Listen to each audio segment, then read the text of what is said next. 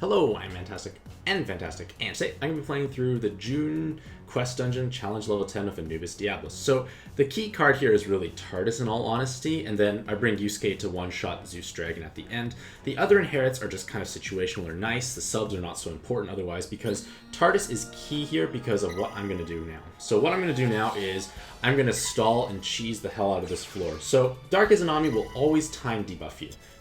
Always, always, always. So if I time buff myself on a one-turn cooldown, I will actually force her to continuously time debuff me. So I'm just going to make two combos apparently. Let's not make too many, because I can stall here forever for all my inherits. So basically my inherits are delays, or basically use Ks, etc. Ways to just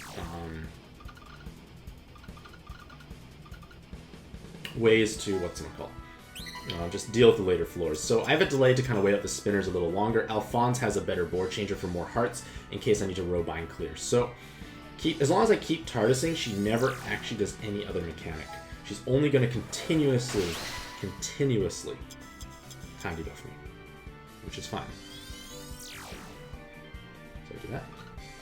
I'm going to do this really quick now.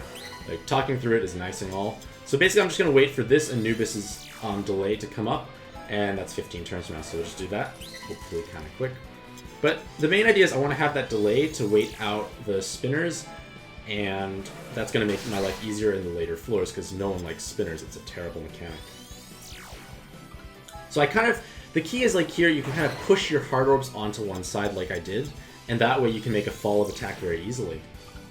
Like, very easily you can make a fall of attack now. I'm waiting for the day when we have spinner resist, because that would be nice. Yeah, Anubis is in 10 turns, so like, just make sure it comes up. That's in 14. I'm just basically waiting for the Anubis to come up, so get it down to like 1 or 2, and then I can go technically.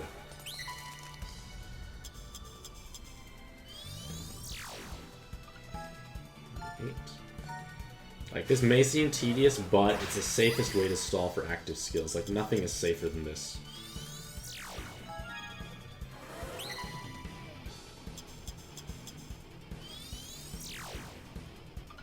So there are a couple ways to deal with the Dark Izanami going into the Majedra floor. What I like to do is I'm planning to simply leave at least 3 poison orbs so he locks my poisons instead of disabling my Woken skills. Because if my Woken skills are disabled, I will be unable to actually... I'll be actually unable to resist the skill bind attack, and then I'm probably just going to die. So that's a bad scenario. So it's in 2. So then it'll be 1, and then it'll be up in time. So I'm going to pop Tardis now, and I'm going to kill for real.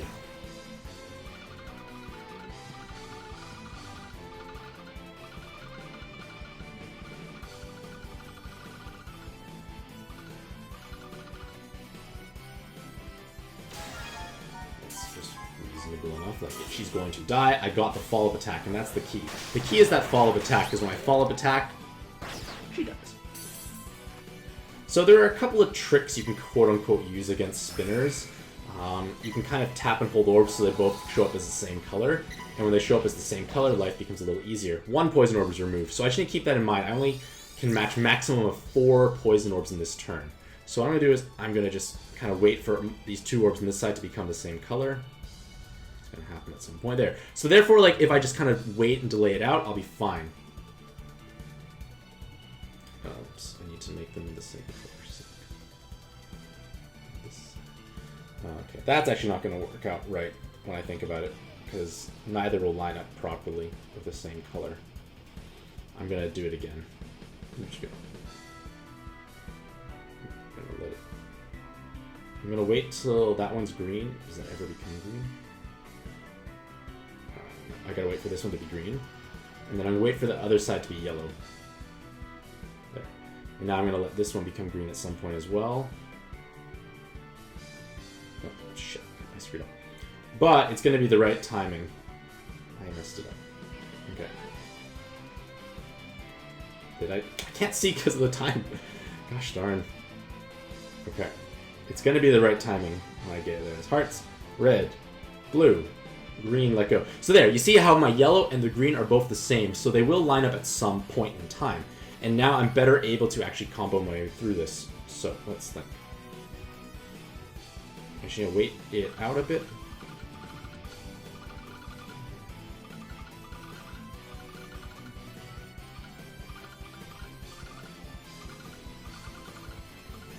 There. So I got a bit of extra combos there, was the idea. Like, I was able to actually time it so the poisons lined up. So there we go. We're on to the next floor. Okay, so it's going to lock my poisons instead of skill binding me.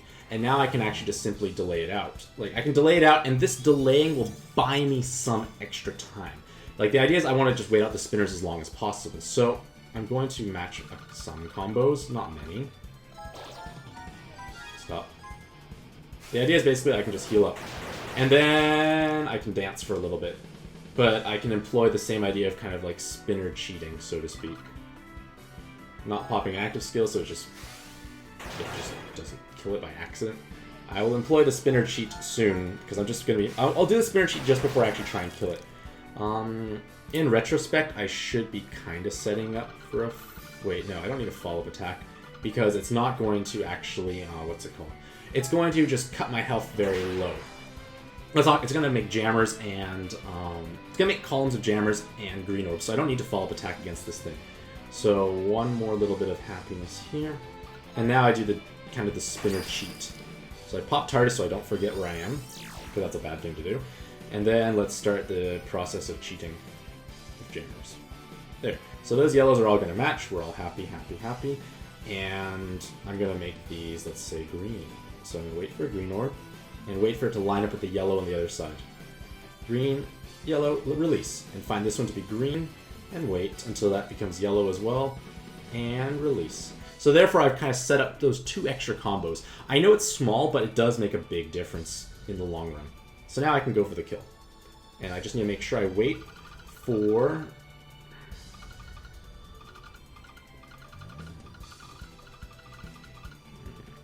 There.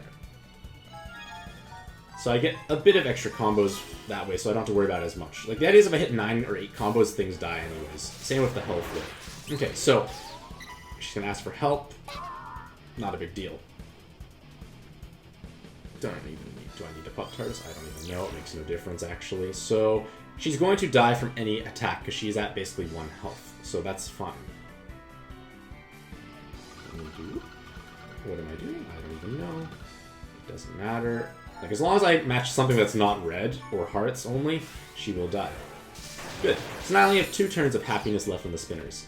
And here comes Izanami. So she's going to bind my team, but only 2 cards get bound. So I unfortunately don't have enough heart orbs. I should have, in hindsight, kind of planned that better. So what I'm going to do instead is I'm going to pop Alphonse, who has Avalon Drake, and I'll make a row of hearts. And when I make a row of hearts, I'm going to be actually able to unbind myself to avoid the skill bind. Because if I get skill bound, I basically will just lose. And that's not a good thing either. I don't even care. I'm not going to kill it anyways. I'm going to just have to dance this out of it.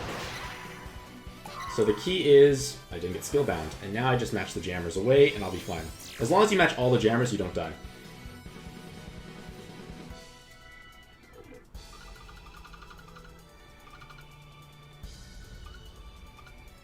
I don't know where I'm going with this. Get all the jammers matched, though.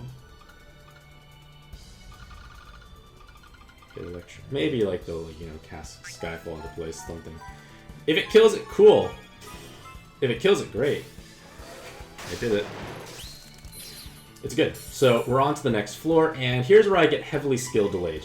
Not pleasant, but you know what? It's actually okay, because my Yusuke still has his base active skill because he has such a long skill inherited on him. So my Diablos, I want to keep that Yomi. So what I'm going to do is I'm going to pop Yuna for a bit of haste.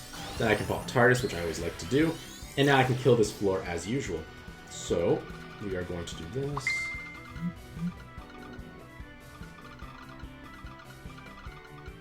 Shoot. I wanted to look at that message. I was like, nope, I should not look at that message.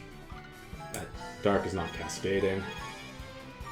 You should die anyways. Yeah, like, I have Dragon Killers anyways.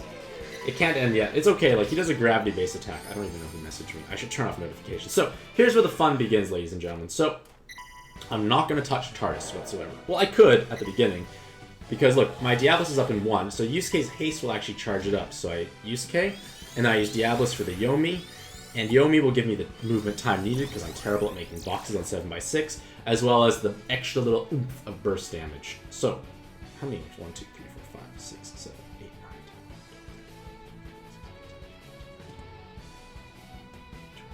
10. 22 minus 9 is 13, so I'll have 13 orbs left over. Just kind of good for me to know that.